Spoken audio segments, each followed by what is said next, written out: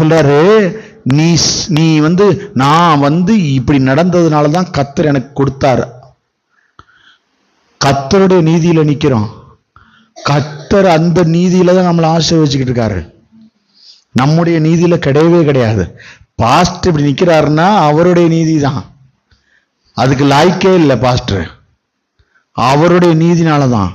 நீங்க நல்லா யோசிச்சு பாருங்க, என்னைய விட திறமைசாலி கோடி பேர் இருக்கான். என்னை விட நல்லா நடக்கிறவன் நிறைய பேர் இருக்கான். கர்த்தருக்காக வைராக்கியமா ஜீவனையை கொடுக்கிறவன் மிஷினரிகள்லாம் நிறைய பேர் இருக்காங்க. நீ வேணும்டா, நான் உன்னை நடத்துவேன், உன்னை பலப்படுத்துவேன்னு என்னை நம்பி நிறுத்திருக்காரா இல்லையா? அவ எவ்வளவு என்னை நேசிச்சிருப்பாரு. நான் எவ்வளவு காலில் கிடக்கணும், எவ்வளவு நன்மைகளோ நான் நிற்கணும். இன்னைக்கு உங்க எல்லாருமே அப்படித்தான்.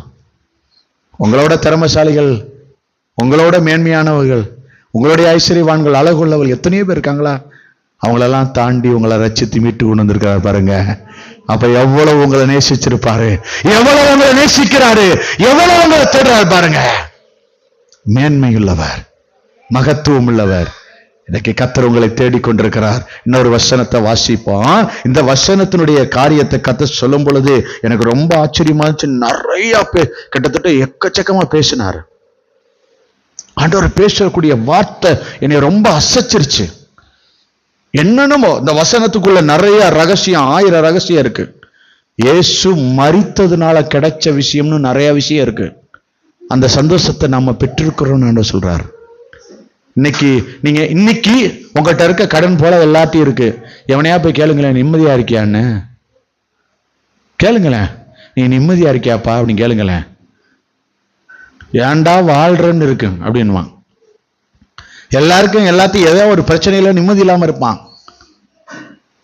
கர்த்தர் நன்மை செய்கிற தேவன், ஜீவனுள்ள தேவன், மேன்மையான பாதைகளை அவன் நடத்த வல்லமையில தேவனாய் இருக்கிறார். அல்லேலூயா. அவர் ஆச்சரியமானவர், அவர் அதிசயமானவர், அவர் வல்லமையில தேவன்.